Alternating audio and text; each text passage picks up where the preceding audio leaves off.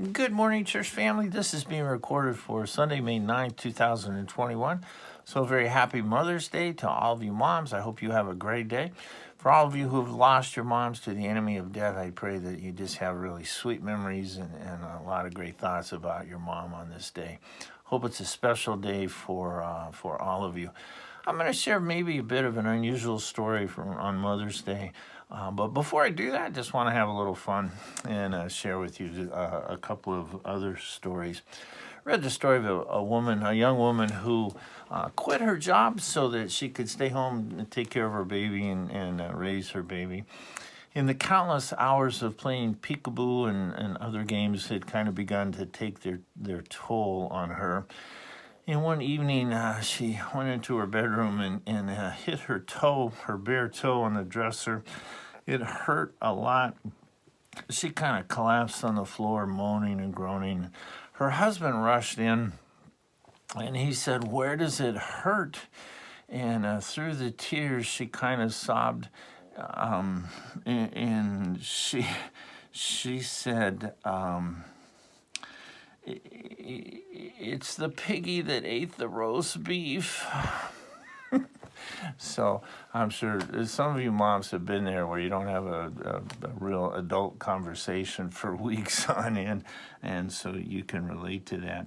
I saw a list of things that moms would never say, and I thought this was fun, so I just share it with you. This is a different list than the things that dads would never say, but some of these are kind of funny.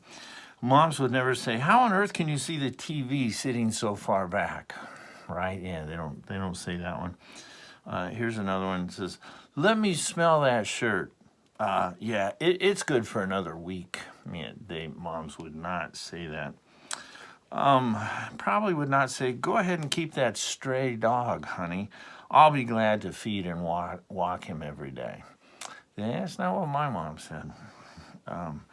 Here's another one that says, "Well, if Timmy's mom says it's okay, that's good enough for me." Probably not. Would not say that. And here, this one I think is my favorite.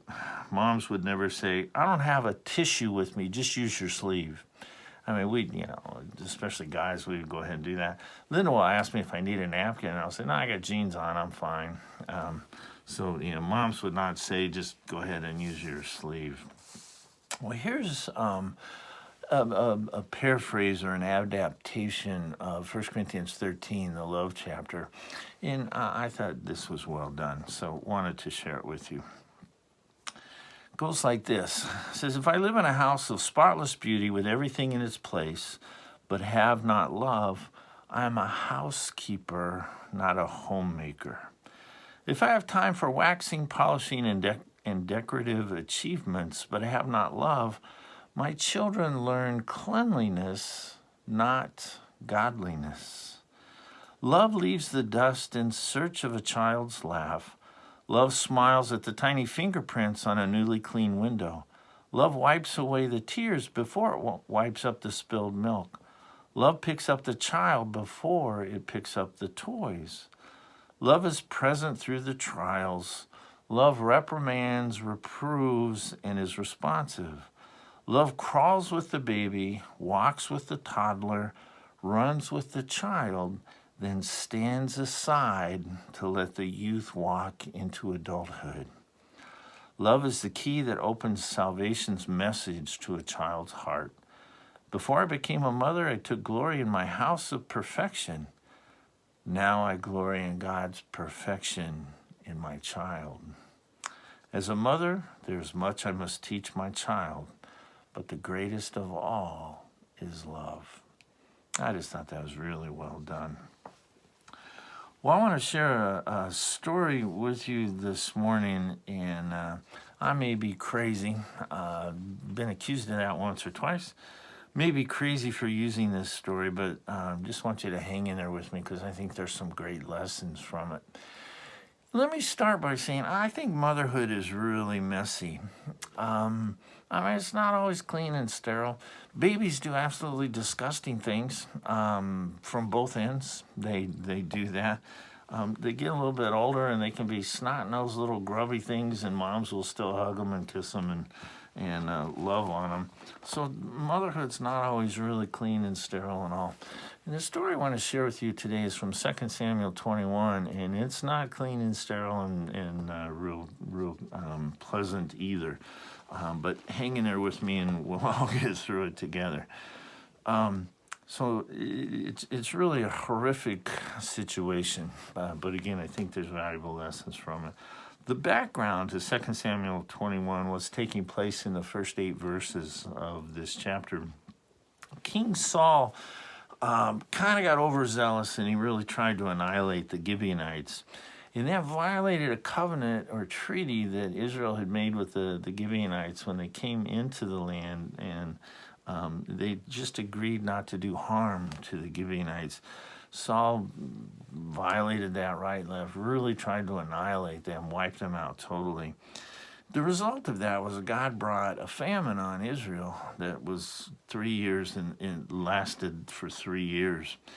So when King David takes over, he seeks to make things right with God and with the Gibeonites. So he asks the Gibeonites, what can I do? He says, how can we make amends?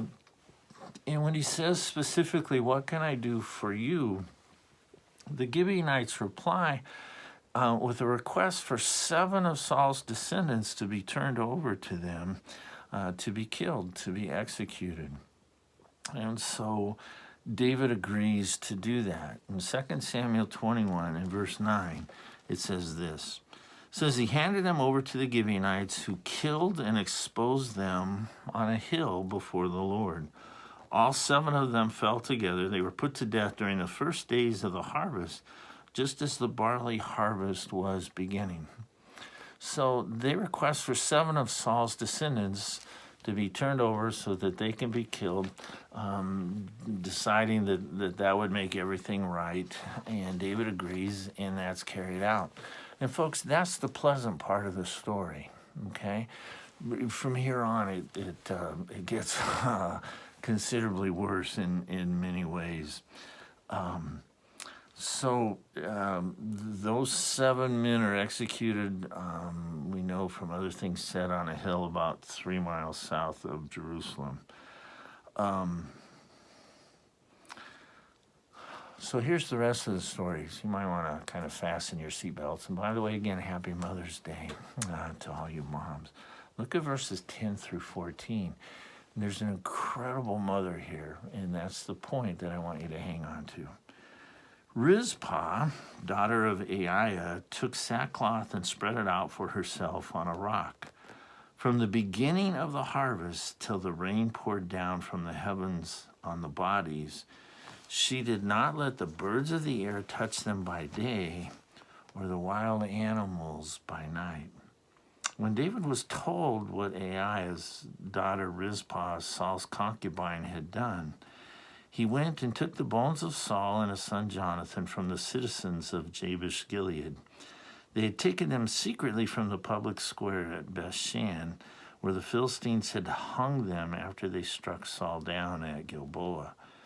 David brought the bones of Saul and his son Jonathan from there, and the bones of those who had been killed and exposed were gathered up. They buried the bones of Saul and his son Jonathan in the tomb of Saul's father Kish at Zelah in Benjamin, and did everything the king commanded. After that, God answered prayer in behalf of the land. Okay, so an absolutely horrific story, but when we look at the actions of Rizpah, I think she's an amazing mom.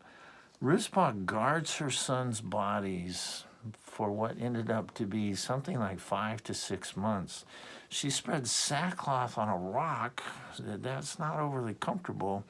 She guards her son's dead bodies during the day, preventing birds from coming and eating on them, guards them from wild animals at night.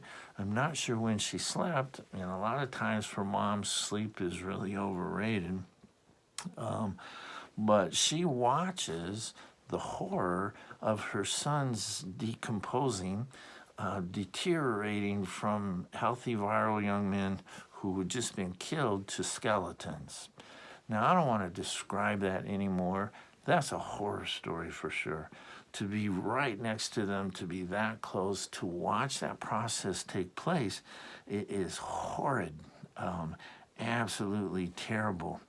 But she does that in her love and in her dedication to her sons. She protects their bodies until they become skeletons. Okay? I know that's not pleasant, but when you think of the dedication and the love that it took to be right there and to do that for them, it is pretty amazing. Well, King David hears of her actions, and as a result, he sends people, they gather up the bones of Saul and Jonathan. They gather up the bones of these 7 who had been executed, not just Rizpah's 2 sons, but all 7 of them, along with the bones of Saul and Jonathan, gathers them all up and gives them a decent and respectful burial. Again, only bones are left, but they're given a respectful, dignified burial. And at that point, the famine ends. So a terrible story. It's absolutely horrid, except that the love and the commitment and the dedication of this mom, I think, are incredibly noteworthy. So again, you may think I've lost it for sharing that story on Mother's Day. Here's part of my basis for sharing it. If it needs to be justified, here's what I'm going to say. In 2 Timothy 3:16, the Apostle Paul said this: all Scripture, including that story, all Scripture is God-breathed and is useful for teaching, rebuking, correcting, and training in righteousness. So I just see in Rizpah's action traits for all of us to emulate, for all of us to follow in our relationships together, in our relationships with other folks. So I know this story is it's horrible. But here's some traits that I see in Rizpah that I think are worth us following and emulating in our lives. Traits about moms, traits that are good for any of us to have in our lives. So the first one I see demonstrated is that of unconditional love. I mean, my goodness, her sons are killed. She by the government, it's legal, all of that according to the law, to make restitution for Saul's mistakes. Her sons didn't do anything wrong. They just happened to be, related to Saul. In her unconditional love, she takes sackcloth, spreads it on a rock, and guards those bodies for 5 to 6 months. It's absolutely amazing. She's there, she watches her sons deteriorate and become skeletons. It truly is amazing on her part. The word love, we usually define the word that's used for love is always seeking the highest good of the other. And I read that kind of paraphrase from 1 Corinthians 13. That's the meaning of the word there, always seeking the highest good of the other. Rizpah didn't sit out in the rain and the weather and do all that for 5 or 6 months for her own good. It was totally out of love for her sons that she did that. It truly was amazing. In 1 John 3 and verse 16, it says, "This is how we know what love is. Jesus Christ laid down his life for us, and we ought to lay down our lives for our brothers." Moms so often do that. Rizpah certainly did that, setting her life aside for that 5 or 6 months to guard the bodies of her sons. Moms so often lay down their lives for their husbands, for their children, children who haven't earned that love. They just show up. I mean, they don't do anything. They just appear one day and they're there, and they have their mom's heart totally.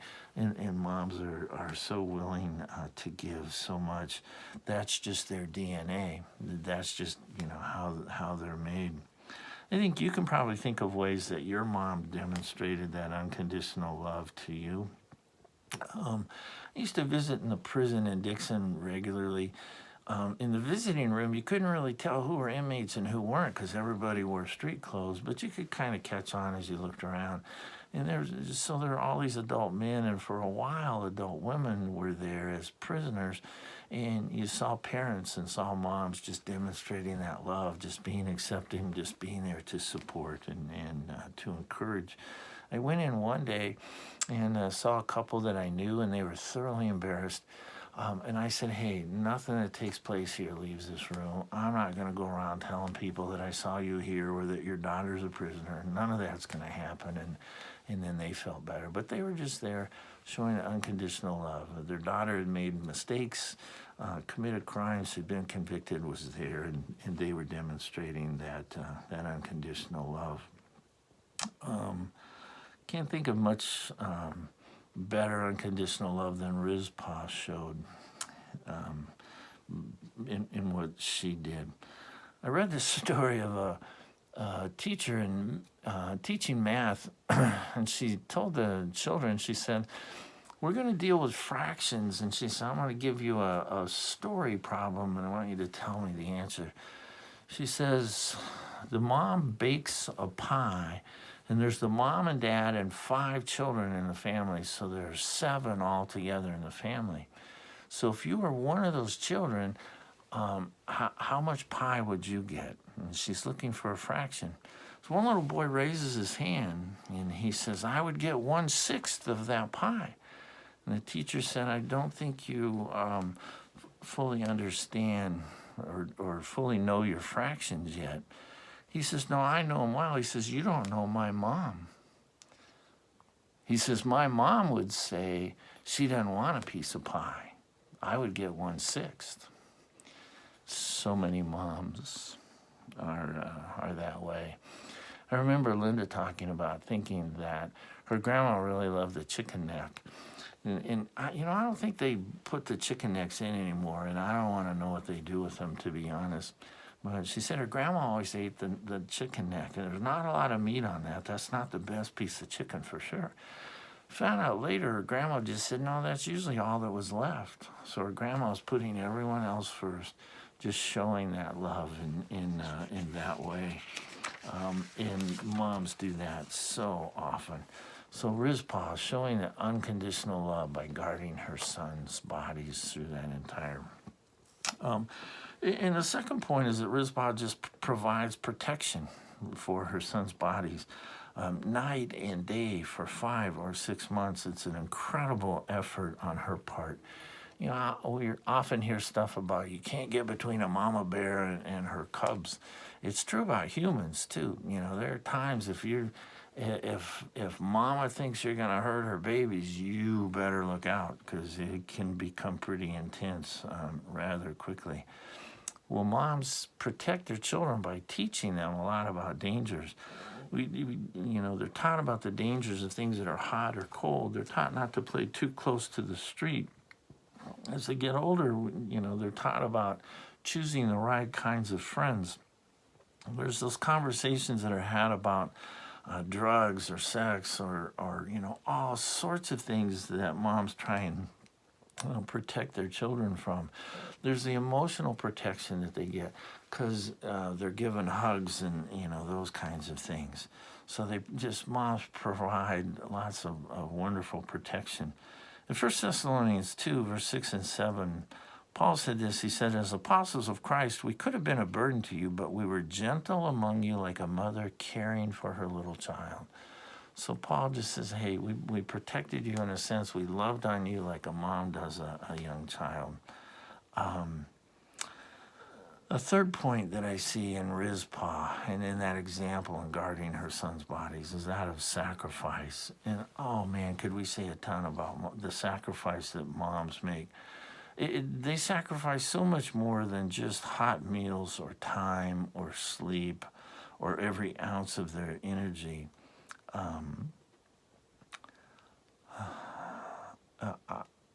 I think some would say that moms have sacrificed careers, but I still believe, and you can call me as old-fashioned or whatever you want to call me, I still believe that motherhood's the single most important job in the world, and that if they're sacrificing careers, it's really, I think, the right choice. Moms put their children first almost all the time and put so many others first.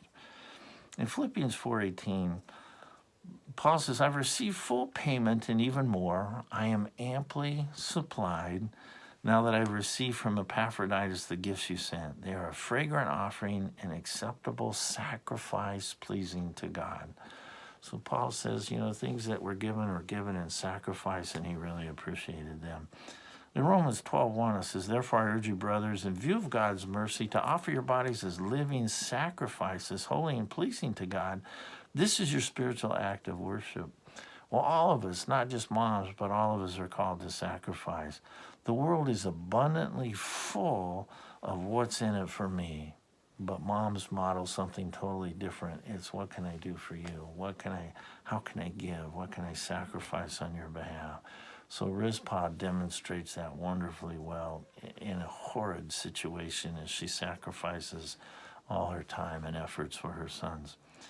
The fourth thing I see in Rizpah is her impactful influence. Her efforts resulted not just in a decent burial for her 2 sons' remains, but for the remains of 5 others as well as King Saul and Jonathan's bones. So her influence benefited 7 others besides her 2 sons. Yeah, I just see that happening so much.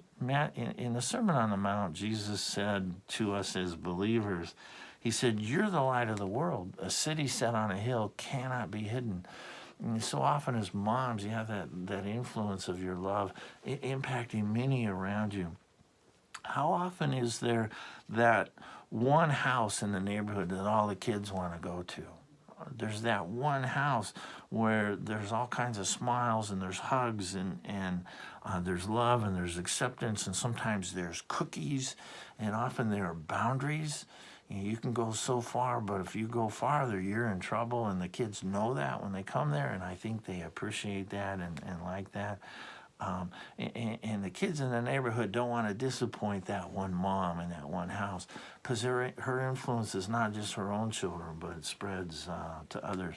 How often have you heard people say, well, she was just like my second mom?